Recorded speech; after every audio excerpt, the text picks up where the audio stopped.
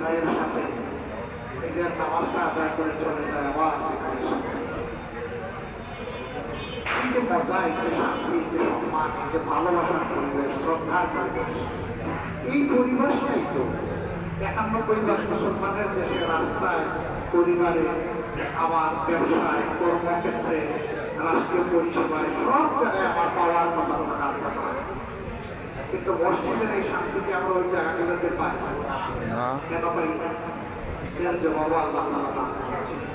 আফা তুমিনুনা বিবাদিল কিতাবি ওয়া তাকফুরুনা বিবাদ ফামা জাযাউ মান ইয়াফআলু যালিকা মিনকুম ইল্লা খিzyun ফিল হায়াতিদ দুনিয়া।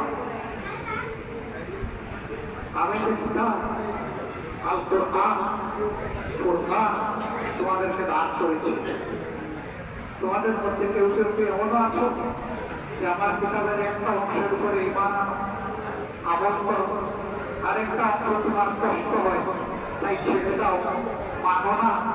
তুমি নামাজে মানো, তুমি হজে মানো, রোজায় মানো, জাকাতে মানো, কিন্তু তোমার পারিবারিক ব্যবস্থাপনায়, তোমার লেনদেন, তোমার রাষ্ট্রীয় ব্যবস্থায়, তোমার সামাজিক পরিসরে তুমি তোমার অন্য কিছু মানো। যদি এমন হয় তাহলে তৈরি থাকে